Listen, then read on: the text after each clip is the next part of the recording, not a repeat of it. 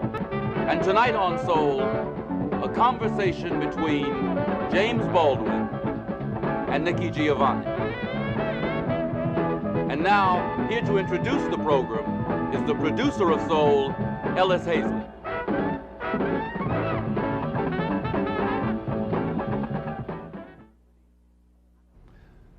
Good evening. I'm Ellis Hazlett, and I welcome you to another Soul episode. One of the miracles of this universe that we deal with is the way it can use something as cold and gray and as impersonal as an electron. These electrons that fill your television screen to bring you an experience as warm and as rich and as human as the program you're about to see. And we here at Soul are extremely proud that we have been able to put together two programs, conversations between two brilliant and eloquent members of the black family, Nikki Giovanni and James Baldwin. We had to travel to London in order to tape these programs, and we then edited them to fit within our time schedule of 1 hour. Tonight you will be seeing the first hour of this conversation, and next week we will air the second part. Mr. Baldwin, who is now living abroad, is the author of Going to Meet the Man, Tell Me How Long the Train's Been Gone, The Fire Next Time, Another Country, Nobody Knows My Name, Giovanni's Room, Notes of a Native Son, Go Tell It on the Mountain, and A Rap on Race with Margaret Mead. James Baldwin is also the author of the plays Blues for Mr. Charlie and The Amen Corner. Nikki, as most of our viewers know, is an old friend of Soul's and one of quite a few beautiful people who has always made her time, energy, and thinking available to us. She is the author of Black Feeling, Black Talk, Black Judgment, Recreation, Gemini, and Spin a Soft Black Song. She also edited an anthology of black female voices titled Night Comes Softly. So here now are Nikki Giovanni and James Baldwin in conversation.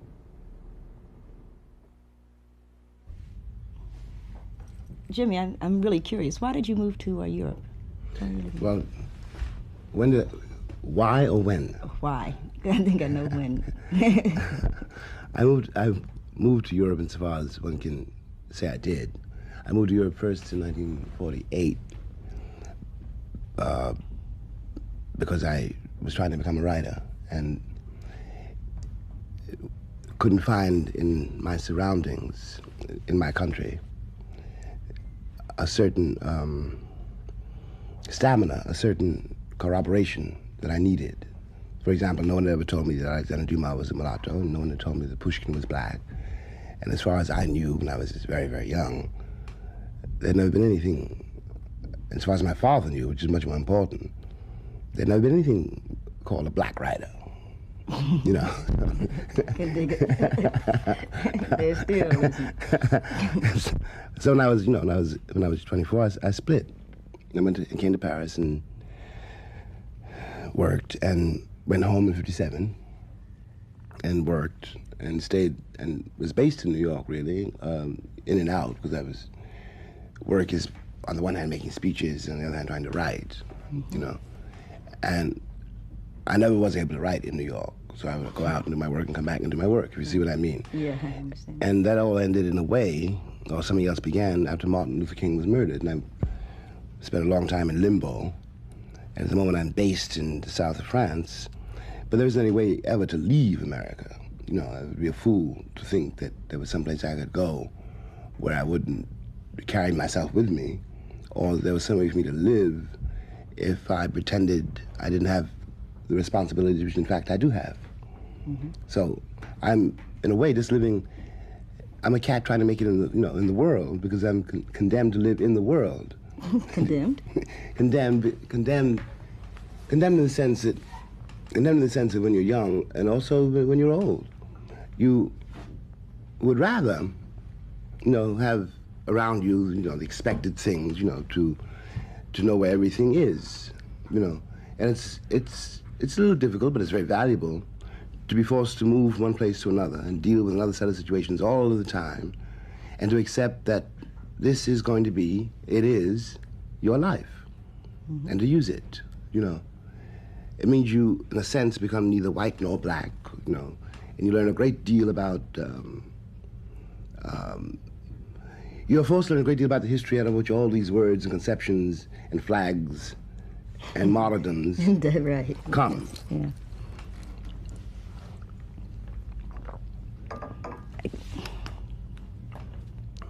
There's something that eventually I'm sure we're going to hit, so we're just going to have to work it out. All right. Okay, but let's start, let's say, with Everybody's Protest novel, which I think came out in 48. It came out in Squad. 49, 49, something like that, Yeah. yes. When I was 6. Oh, Jesus. I thought it was a magnificent piece. As I went to first grade, I said, my God, somebody's really talking. How do you stand in relationship, say, to that novel now? To that, I mean, to to Everybody's the, Protest novel, yes. that essay now. Yeah. I Well, mean, what do you think about, let's say, the younger writers, of which I am one? And within that context, are we, in your opinion, like moving ahead? Are we moving out of that basic set of assumptions? oh, I think, or- I think it's very difficult for me to say it, because you know, it can be misunderstood. But you have no idea, and I can never express to you to what extent I depend on you, or I mean you, Nikki Giovanni, and also I mean your generation. That generation, yeah. You know, I can even say you have no idea, and I can never express that either, because in a way I have no right to say it, but I'm very proud of you. Something has moved, things move in a very strange way, and maybe inexpressible.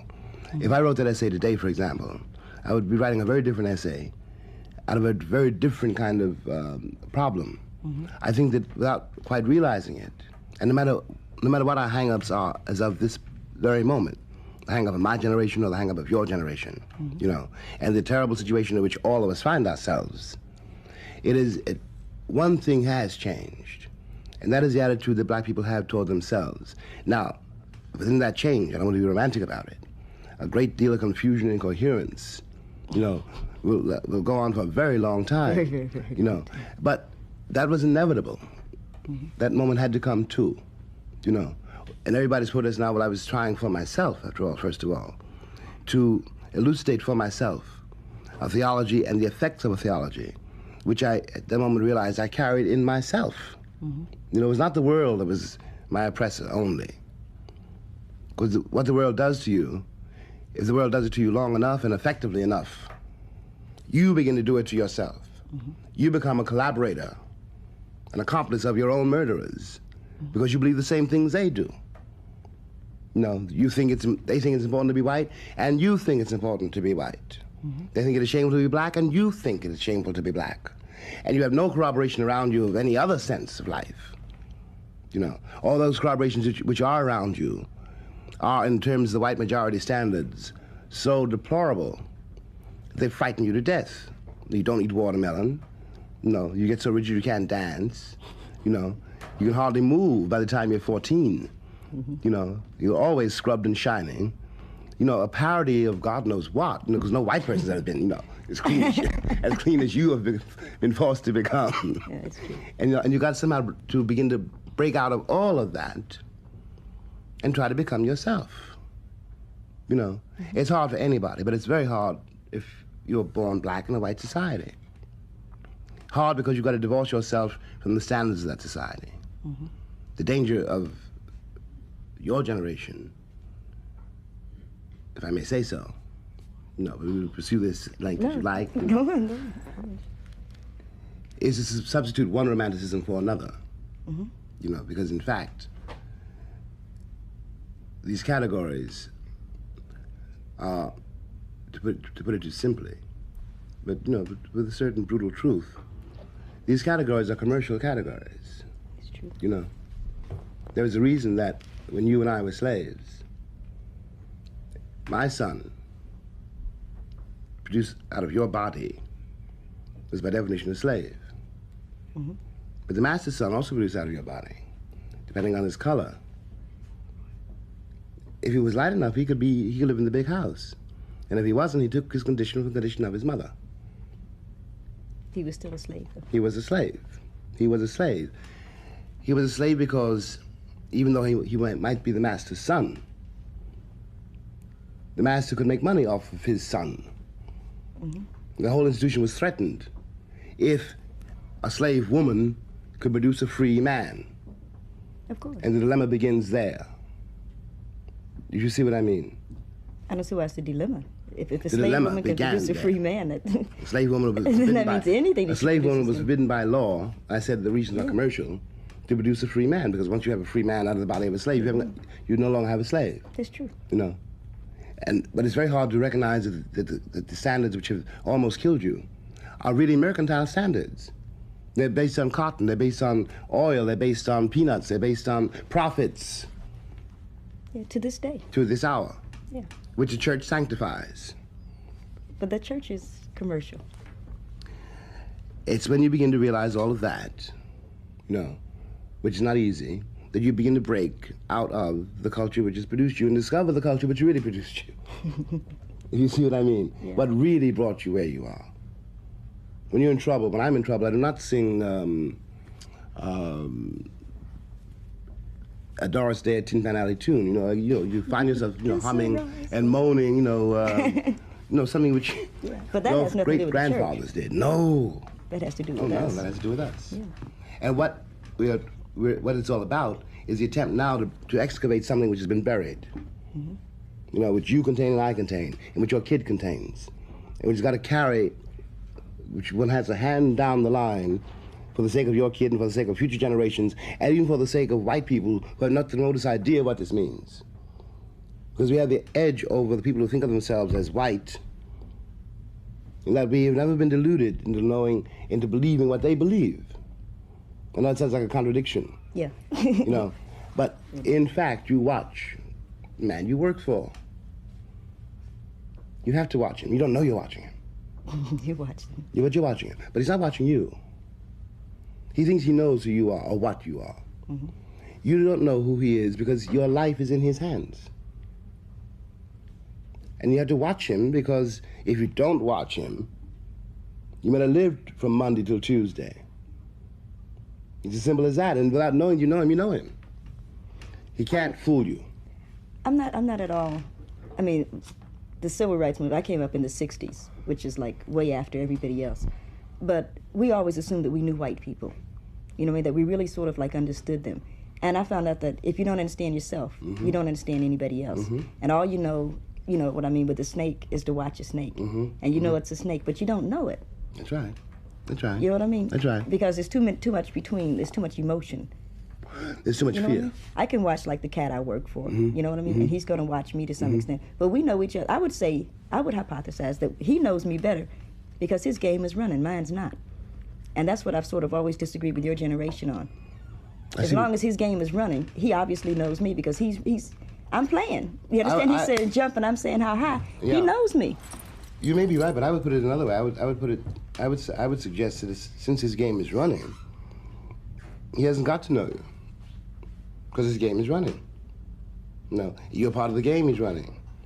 He hasn't got to know you. I would think that one of the reasons that the Americans are in such trouble now is because the game is running. It was running up until only yesterday, really. Would you believe today?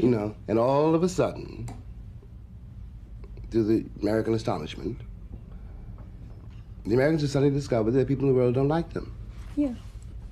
Now, I always knew that, because I didn't like them. I love some. They're not likable. Well, there's two people that are unlikable. But they ain't likable. And there's two people in the world that's not likable, a master and a slave. Exactly. You see? Exactly. We will never get precise categories for that very loaded statement. But that is where the truth is. Yeah. How did you like them? So the question, for me, the question has always been power. Yes. And for like you all, the question has been morals. I never wanted to be the most moral person in the world. I agree. I know. I would sell my soul. You know what I mean? What does it profit a man to gain the world and lose his soul? The world. You know what I mean? The world. That's what it profits. I know. So you take the soul. The people think that's spiritual. Take the world, but give me Jesus. Yes, Y'all can have Jesus. Yes. Give me the world. Even though it's losing 25% of its energy every 100 years or something ridiculous. Oh, please, don't believe don't believe everything you hear. No, but I'm saying that's not my concern, I know. Even though it's polluted, ugly, dirty, give it to me. Speaking... Or I will take it or not. But speaking I agree with you. I agree with you. But speaking for myself, but also speaking as representative of my generation. Mm-hmm. But it's probably safer to speak only for myself, really.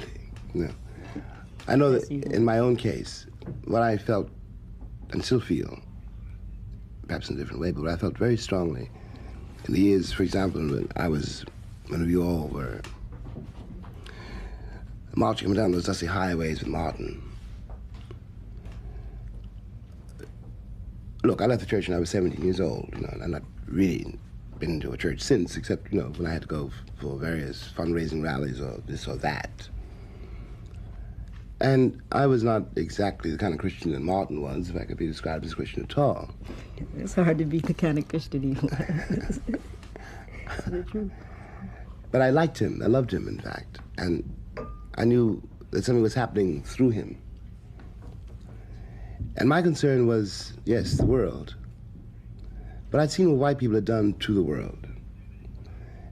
And I'd seen what white people had done to their children. You know, mm-hmm. Because in gaining the world, they had lost something. A lot. No, they'd lost the ability to love their own children. Or the ability to love themselves. Which is the same thing, you know. And I didn't want that to happen, if I may say so, to you. It was not a matter of morals so much as a matter of being forced, in my own case, to keep suggesting that though it was indeed, you know, a matter of power without, the word morals is misleading. Power without some sense of oneself is simply another kind of sterility. And that black people would then become exactly what white people have become. You know what I mean? Yeah, there's a danger. You know, I also accept this, that danger is not up to me to tell anybody how to run. You know, mm-hmm. I can only speak as what I am. I'm a kind of poet. And if I'm a kind of poet, then I'm responsible, from my own point of view, to the people who produced me and the people who will come after me. Mm-hmm. You know, so that when the Holocaust comes, and it will come, you know, eventually, no matter how simple black and white terms may be today, life is not that simple. And sooner or later, if I do my work as I should do it, when I'm needed, I'll be there. You know what I mean? I don't know if the people listening, but I know what you mean. Because I think the most important, because I think the most important thing for any of us is when what comes, or when what we know will come comes, mm-hmm. that we have the strength to say, yeah, it came. That's right, it came. You know, it came. And I'm going to stay in my apartment on 94th and you'll be in Nice, mm-hmm. but we'll say, yeah. And we'll also be able to ride out the storm, but what is more important is not so much the riding out of the storm for you, Nikki, and me, Jimmy, mm-hmm. you know. But in my mind's eye, there's always that kid. He's going to be here when you're gone. Oh, yeah. You know, hopefully. And when I am long gone. And from my point of view, it is about the children. It is about the children. We have to give the children something, which in a way was, after all, given to us, though we had to learn how to translate it. Because your kid will be moving in a very different world than the one in which I grew up, which you won't know anything about at all, or the world in which you grew up, which will be remote for him, and yet he comes out of it, and he's got to carry it much further than you or I will be able to carry it. He's got to have respect for it, but not be trapped by it. Precisely. You have to both give it to him and liberate him from it. Yes. You know. And I think that kind of thing has been lacking. Like, I think one of the nicest things that we created almost as a generation, and it wasn't us because Martin Delaney and those people were way before us, but just the fact that we could say, hey, I don't like white people. Mm-hmm. It's a great liberation. Know, it was a beginning of course, being able to like them. Exactly. You know, exactly. Which of course it upsets them, but that's their problem. Yeah, but their problem really is a kind of. We were talking earlier before the show began about the kind of incomprehension in somebody's face, and you're trying to describe what is to you a very simple situation. Right. You know, like people don't like going to jail, and you see the man's face, and he looks astonished. What? People don't like going to jail, and then you pull back. You mean so-and-so's not happy. You know, does that really go on? And you live with this all your life. And what you watch is that he knows it, really. He doesn't think that you know it. He doesn't think anybody will tell him. And if it comes in, as we were saying earlier, if he allows that to enter into his guts, he's a very different person. He may be, he may explode. He doesn't know what will happen if he allows this apprehension of someone else's experience to enter into him. Right. Because he's perpetuating his experience. And this is the crisis of the age. This is what Malcolm really meant when he said that white is a state of mind. Okay. You know. I won't argue that. On a certain level, because I tend to be parochial, for one thing, and I tend to care about Afro-Americans, which I would define as the sons and daughters of slaves and slave owners. Mm-hmm. You know what I mean? Mm-hmm. I have. That doesn't, by the way, sound very parochial to me. It's very parochial because I don't care about my third-row brothers and sisters and things like that I'm sure I should. But as we... You mean you're responsible for a certain situation? I just can't deal with it. Yes, I think know. that if everybody dealt with their own little situation, Yes. if I deal with my block and you deal with your block, we'll have two good... And Malcolm said that too. Yeah. So when we deal with white as being like a state of... Well, Malcolm said everything, which I would grant. No, I mean, really? he encompassed. But as we begin to try to deal, you know what I mean, with the world, we find that a lot of things break down. And we find that frequently a white face goes with a white mind. Mm-hmm. Occasionally, a black face goes with a white mind. Mm-hmm. Very seldom, a white face will have a black mind. But we find the frequent situation is a white face has a white mind. Yeah, but You know what I mean? No, So for the few no, I mistakes that agree. you would make, it's unfortunate. No, I know. You know, I wouldn't. to me, it's unfortunate. I wouldn't argue that at all. Yeah. No, I wouldn't argue that at all. No, it doesn't make any difference to me. As I said once somewhere, you know, that a cop is a cop. Well, cops No. are white. And you know, and he may be a very nice man, but I haven't got the time to figure that out. You know, all I know is he's got a You really uniform don't. and a gun. You know, and I have to relate to him that way. You know, You really that's do. the only way to relate to him at all. Because one of us is going, you know, one of us may have to die. One of us, you know, in New York, there's a big campaign going on to humanize the policeman, and they have billboards upstate, and they have a picture of a big cop bending over this little blonde girl, and the sign say, and some people call him Pig. And I wanted to buy a billboard. I told a friend of mine, I want to buy a billboard and show this big cop and this 14-year-old kid with 30 bullets in him, and saying some people call him Peacemaker. You know? You ought to do one thing. One thing Lorraine Hansberry said. Get this photograph. When we had that famous meeting with Bobby Kennedy, Lorraine said to Bobby, who was also dead, Everybody's dead. you know, Lorraine said to Bobby, in answer to something about black manhood. Jerome Smith had been talking about black men. And Lorraine said she wasn't worried about black men because they'd done very well, all things considered. She was very proud of them. But she told Bobby, she said, I'm very upset about the state of that civilization which produced that photograph of that white cop in Birmingham standing on that black woman's neck. Yeah. You know. Yeah. What does that say for white manhood? But again, that's a moral position. Well, we If you follow what I mean by yeah, moral. I do. That means that we're on top of the situation by being on bottom. And many of us I'm not would quite like that to see it the other way I'm around. not quite that romantic, or even if you want to use the word moral, quite that moral. I simply know, I think I know. You know, look, I'm not a financier. You know, I'm not a banker. I'm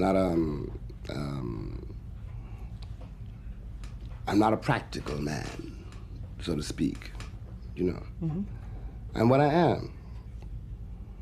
And I know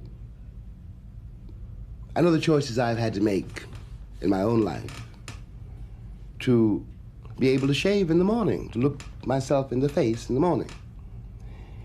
Now, I'm not so moral as to sit here and say that if somebody had a gun pointed at my brother's head, that I would pray for him. You know, I'm not about to tell you, you know, that Excuse me.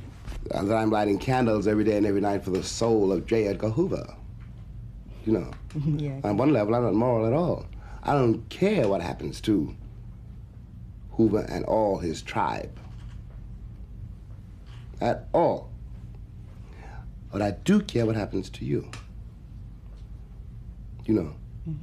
And if I am moral, which I don't really think I am, but no, it's a word you keep bringing up. I can't find another word for I know, it. I know. But the relationship between morality and power is a very subtle one.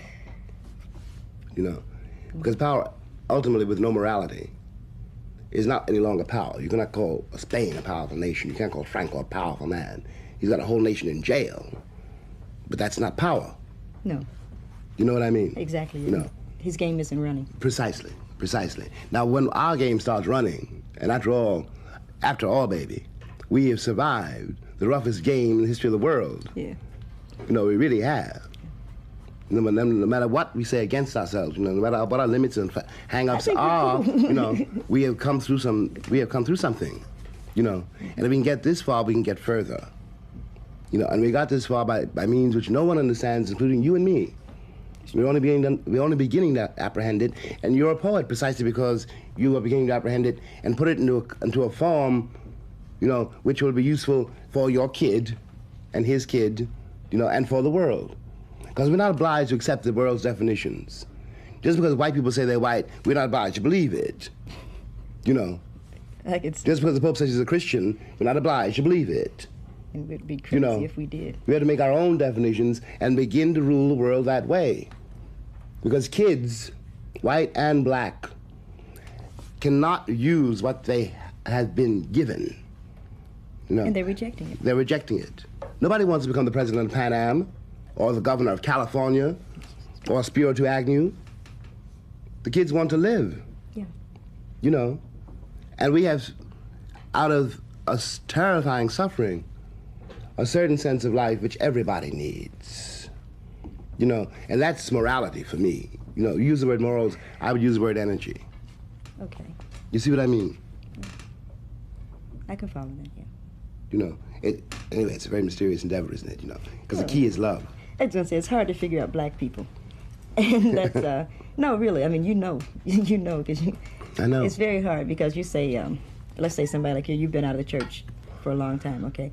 I grew up, of course, in a Baptist church, and I really dig the church. I do too. I think it's a very cool. I do too. I can't dig the theology, but the music and the energies of the church. Yes. But then I went to the New York Community Choir had its anniversary recently, its first anniversary, and I went up to an AME Zion church, as a matter of fact, and some lady was singing, "Yes, Jesus Loves Me," and people started shouting. You know what I mean? Yes, Jesus. Yeah. People were shouting.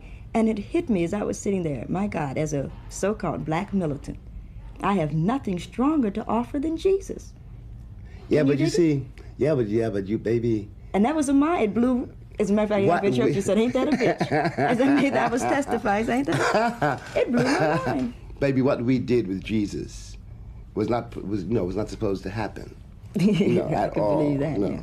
We took that cat over and made him ours. There's nothing whatever to do with that white Jesus in Montgomery, Alabama, in that white church. We did something else with him. We made him ours. Some in us knew he was always really a nigger, because, you know, Swedes don't come from Israel. You know, you had to be fairly dark. Well, white people really deal more with God, and black people more with Jesus. No, they don't even deal with God. You know, they don't deal with God. They deal with God. For them seems to be some metaphor for purity and for safety. You know, the whole heart of the Christian legend has always been, in some sense, impressing as being, you know, really obscene. And it's the key to all the dirty jokes which come afterwards. You know, can you imagine what would happen to you, Nikki? I'm married to you.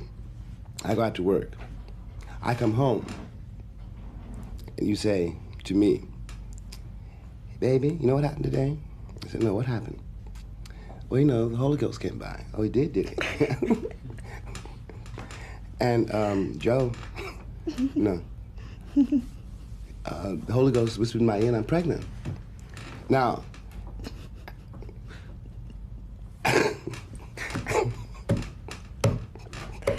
I might. I don't think you'd go for it. I might look a little hard at you.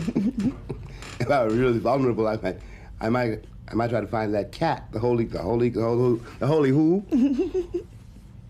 The Holy Ghost. This has been believed by millions of people Yeah, they really who lived do. and died by it for 2,000 years. Yeah. And when you attack it, you're accused of being blasphemous. I think the legend itself is a blasphemy. Yeah. What is wrong with a man and a woman sleeping together, making love to each other, and having a baby like everybody else. It's true. It's not only. Why has the Son of God got to be born immaculately? Aren't we all the sons of God? That's a blasphemy. But we're not all the sons of God. Well, it depends on what you mean by God. Depends on who's doing it. I've claimed him as my father. And I'll give him a great, great valor between now and the time, until it's over. Because God is our responsibility. Well, I agree with that. Yeah. A lot of people don't realize, they think that we are God's responsibility. No. But it's one of him and what, 30 million of us. That's right. So, and God's only hope is us. It's true. No. If we don't make it, he ain't gonna make it either. He'd be in bed. Yeah, now people are funny about sex, which I never understood. Well, they're terrified of it. Same way the people are. It's not about sex either. It's not about sex. Sex is not really the problem. Love is the problem. When you're a kid, when you're a 16-year-old boy, 15-year-old boy, what does he want really? He wants release. 15-year-old girl. Yes, and there's nothing yet at that moment yet to do really with love, because love is something which comes much later, really. A kid loves you in a certain way because he needs you. Mm-hmm. But later on, when you're a man or a woman, it has to be much more reciprocal. You love somebody because you need each other.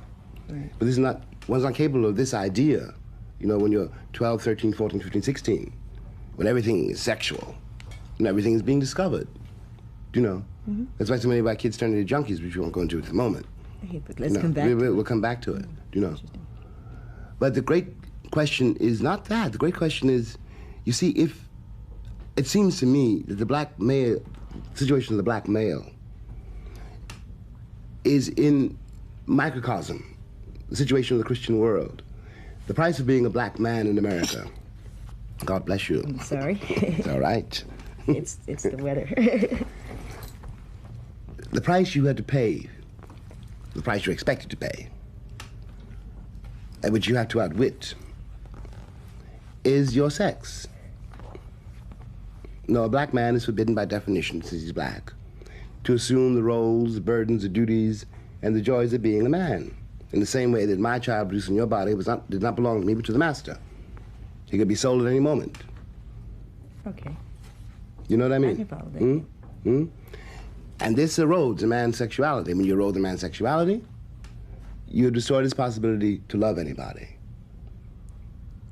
Though sex and love are not the same thing, if the man's sexuality is gone, then his possibility, his hope of loving is also gone. He has no way to express. He has limited ways to express. He has absolutely no floor on which to dance, no room in which to move, no way to get from one day to the next. Because to make love to you is not the same thing as taking you. Mm-hmm. And it's a journey which both people have got to make with each other. But why do black men? Why do we allow this to happen?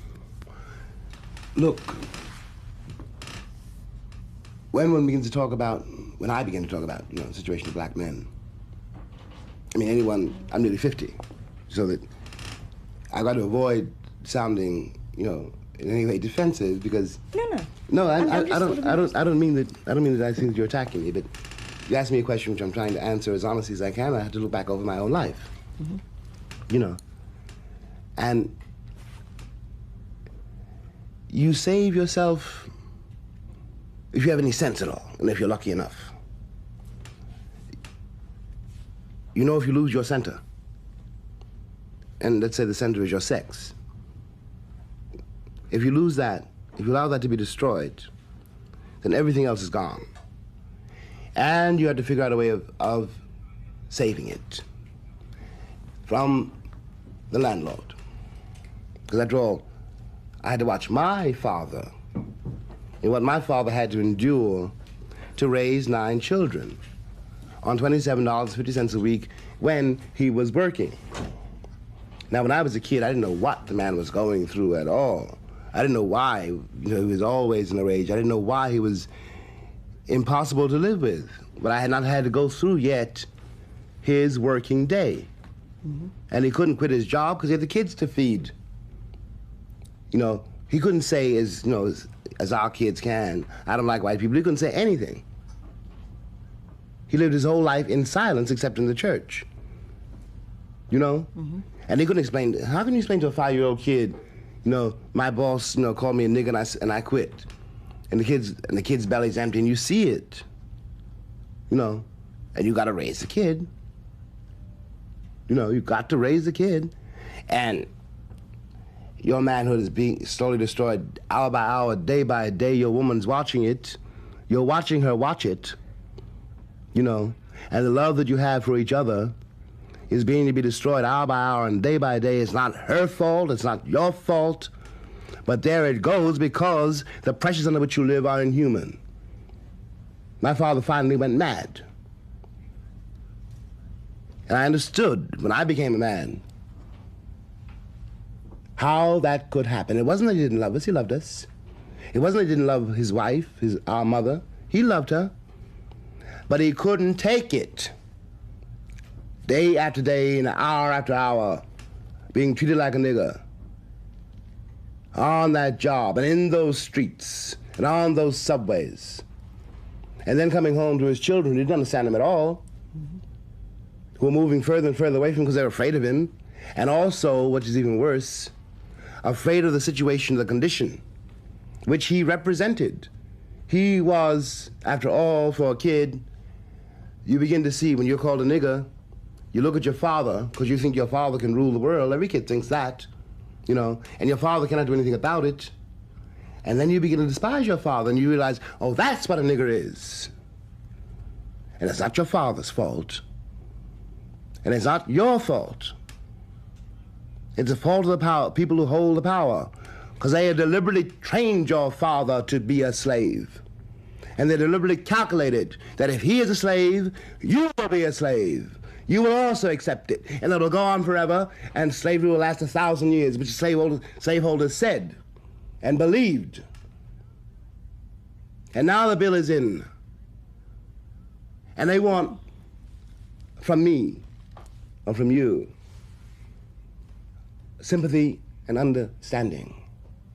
I understand it all too well, and I have all the sympathy in the world for that spiritual disaster, but I have no pity. The bill is in.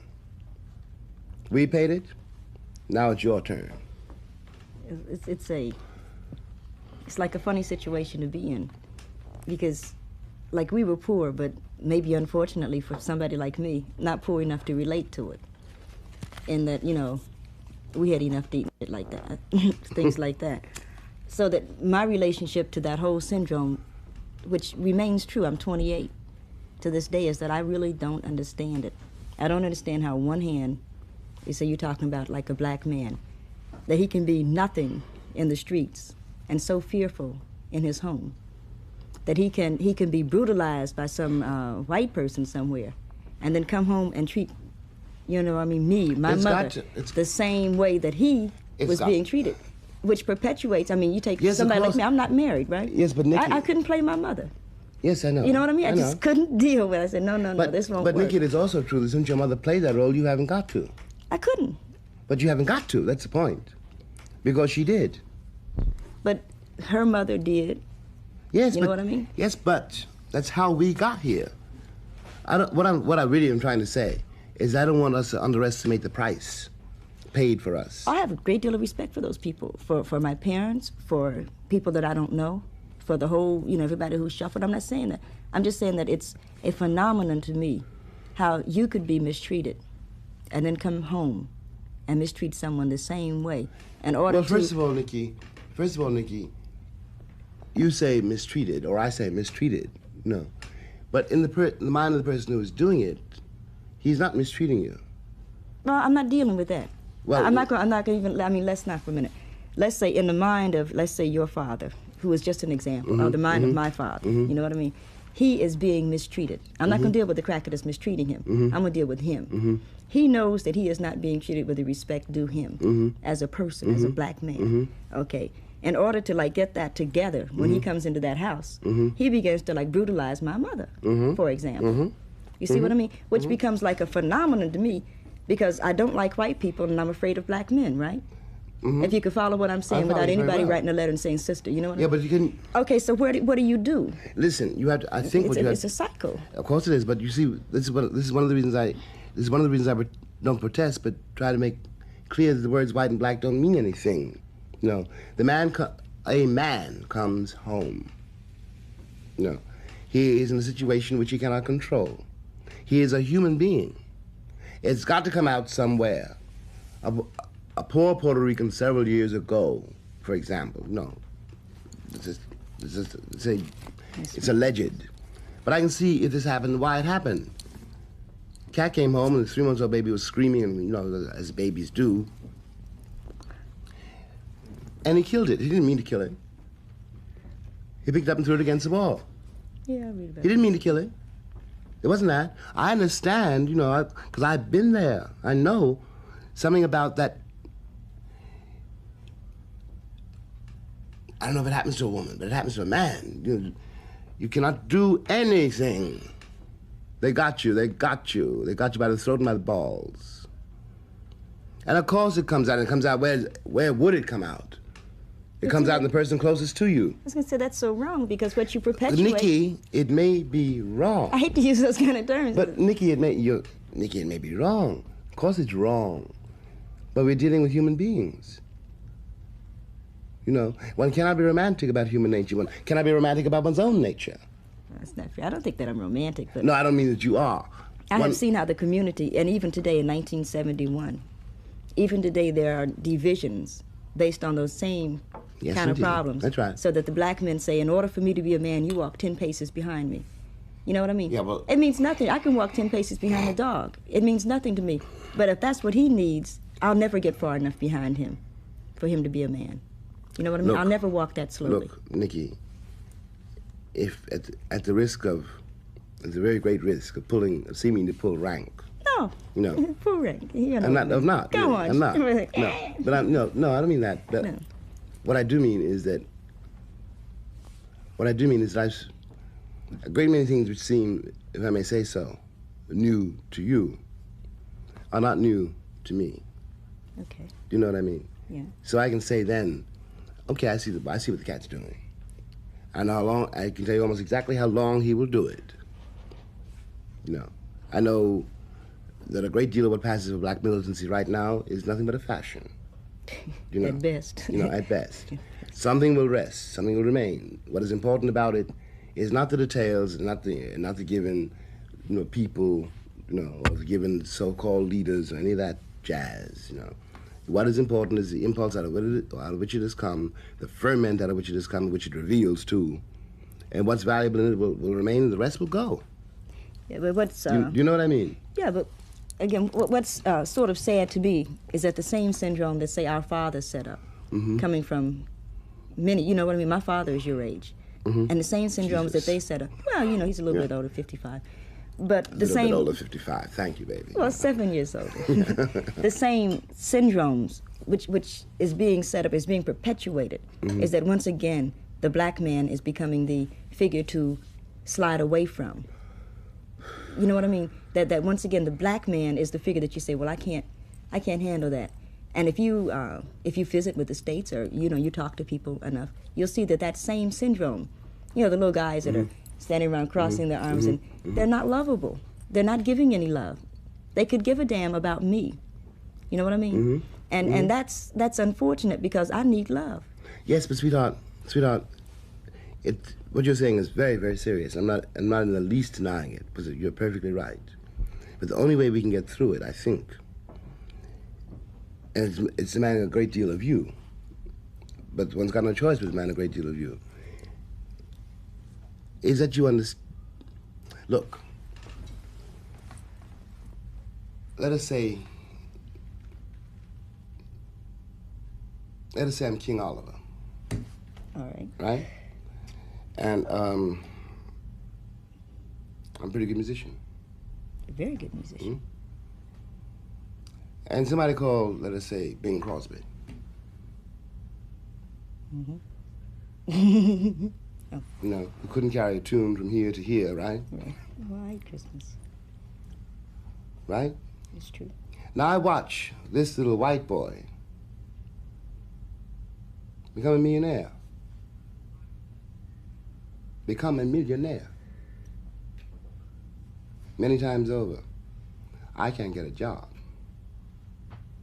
You know, and time goes on. You get older. You get more weary. And since you cannot get a job, your morale begins to be destroyed, and the body begins to fail you. Your death approaches. All because, being a man, you've never been able to execute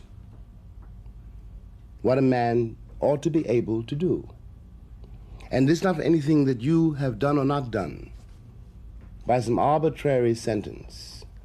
How in the world, if I can't get a job, if I can't even get my axe out of the pawn shop, if I can't even get money to get on the subway, how am I going to love anybody except in such an awful pain and rage that nobody could bear it? I'm not trying to defend it, I'm trying to make you see it. Yeah. You see what I mean? I do, but because maybe I'm hopeful, or because I've structured my life in a way that I won't... I don't, by the way, think that what I'm describing is any longer true for your generation. I don't mean that. But I see the same, what I keep saying is that I see the same syndromes in the same guys that I have to deal with now. Yes, but my dear, what you have to see is also, you have to, look, think about the kid. Think about the kid. You know, what you're going through is one thing, and I'm not trying to minimize it. I'm not trying to minimize. It's not the worst thing in the world. I'm not trying to. I don't even mean you personally. Yeah, I know. The generation is not. Yes, I don't mean. No, I don't mean you, Nikki, exactly. No, I hope that nobody. No. I'm not talking about me that much. I know. But what I do mean is that simply assume for the moment. The kid is a useful metaphor because it carries you past one moment into the next, into another moment. Because no matter what happens to me or to you, one's responsibility is somewhere else. So it's a terrible Tuesday and a wretched Friday. But, you're still, the kid don't know that.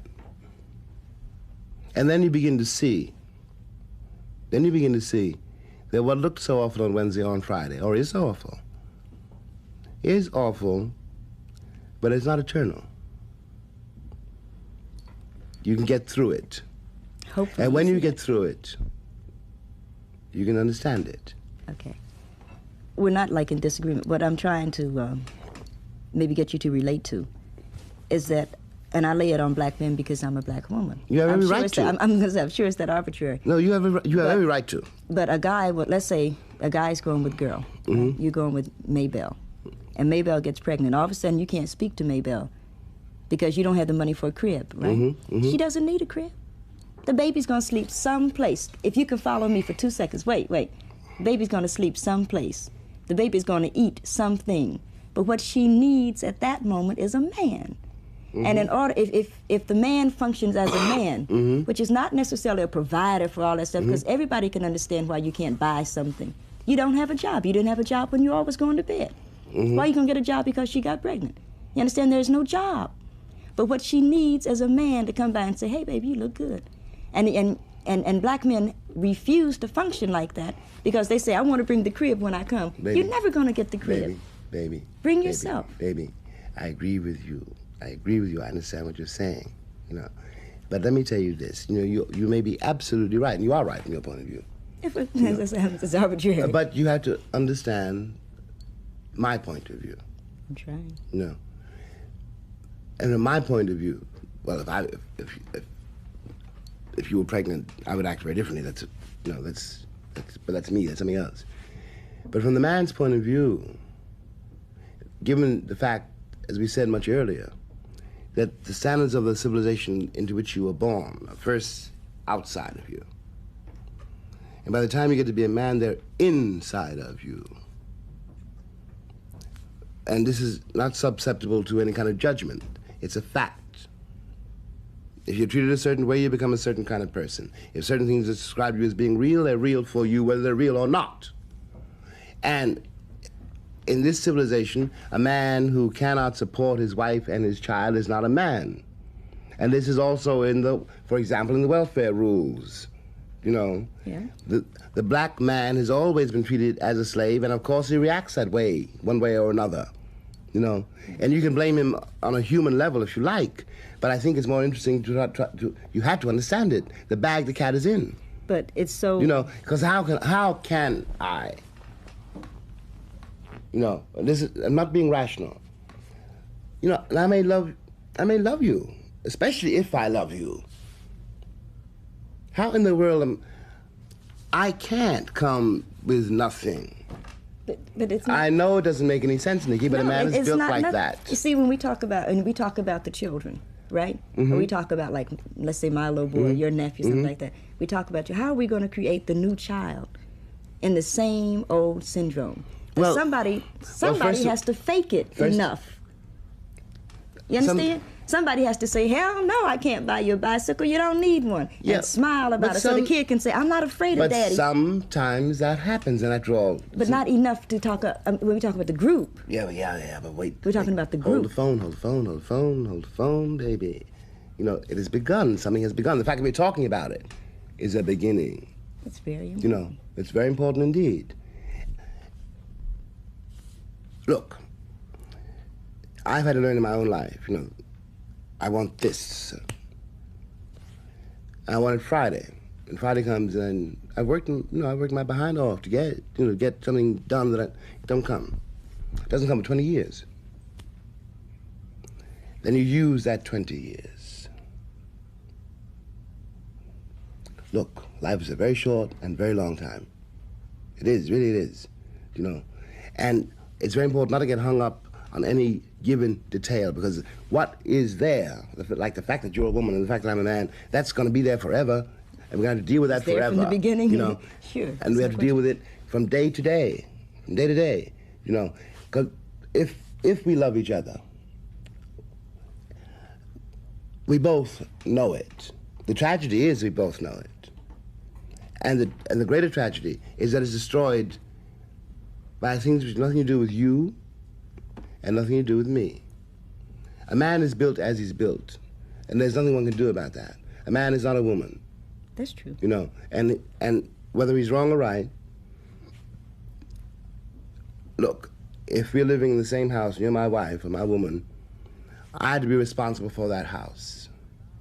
And I'm not allowed to be responsible for that house. I'm no longer in my own eyes. It doesn't make any difference what you may think of me. In my own eyes, that's fair. I'm not a man. That's the thing. You see what I mean? It does indeed make a difference what I think about it. Because I could be perfectly willing, and as a matter of fact, I am perfectly willing to concede that, first of all, a man is a natural aggressor. You know what I mean? I don't care if I walked up to you and said, let's go to bed. You are the aggressor in that situation. Because it all depends on you. I could fool myself, I could fool my friends. Say, yeah, I got him. It depended on you. You see? So I'm never confused on that level. Yeah, but I've seen so many people get so hung up in such crappy, superficial kind of things that for lack of being able to bring a steak in the house, they won't come. I can get my own damn steak. Nikki, I need you. Nikki, and that's what the black, no, really, I mean, that's to me what the black man... Yeah, but Nikki, you're perfectly right. But you're being... But you're being perfectly rational. But it's a rational situation. Yeah, but love is not a rational situation. Love must be. It must be rational. Because this irrationality that we have does not work. It destroys people. I quite agree with you, but this is something we have to confront. When I was 22, I was about to get married. And for several reasons, I threw my wedding rings in the river, and that was when I split. You know, decided I would leave. I didn't get married partly because I had no future. It's very, very important. You had no future. I had no future sure. at all. No, you got to go back to where I was. Yeah, 22. You know, okay. I had no future. I couldn't keep a job, you know, because I couldn't stand the people I was working for, and nobody could call me a nigger. And since I was small, you know, yeah, a little bit. You know, so I split, you know. Now, I love that girl, and I wanted children. but I already had 8. And they were all starving. Yeah. And from my point of view, it would have been an act of the most criminal irresponsibility to bring another mouth into the world which I could not feed. Yeah, but you see, those weren't your children. Those were your father's children. My father was dead. That's not the And point. as far as they knew then, That's not what one cannot, and I'm not knocking your life, you know what I mean? Because but one cannot be responsible for what one has not produced. I said we are not being rational. But I said we must. I mean, that's my quarrel with the world. We must become rational. Those are my brothers and sisters. They were your brothers Rational and or not, sisters. they were but starving. they were your father's children and your mother's children. That was my father's responsibility. As far as I was concerned, they belonged to me. Do you know what your life, and I'm saying it like that. You know what I mean? Do you know what your life looks like, though? And this is what's happening also today. It looks like a black man can't make it with a black woman. If somebody looks at the two of us, man, we're the weirdest looking people on earth because you went your way and I went my way, which is saying the same thing, and that's sort of a shame to say that I can't have a black man standing with me and you can't have a black woman because we wouldn't be who we are if we had, and that's a fact. But Nikki, we are nevertheless, we are here, we met. Oh, you and I met. Yes. But I'm talking about for the statement, man. You're looking like a Huey Newton. Yeah. He can't make it with a black. Who could be his woman? We don't know. Oh, it's such a shame. We don't know that much about the man. We know what the image. Yeah, but we know what we've seen. Let us forget the image. We don't know anything at all about the man. We know a little bit. Let us assume we don't. Okay, let us assume we don't. No. If, insofar as it's true, if it's true, that Huey, for example, cannot make it with a black woman, I don't know that that's true. I don't know that it's true. I'm saying that to date. That is part of the trap, to make one believe that. I don't believe that myself, you know. It's part of a societal illusion which you're expected to believe, so that you can react to it and be distracted from the main point, which is one's relationship to each other.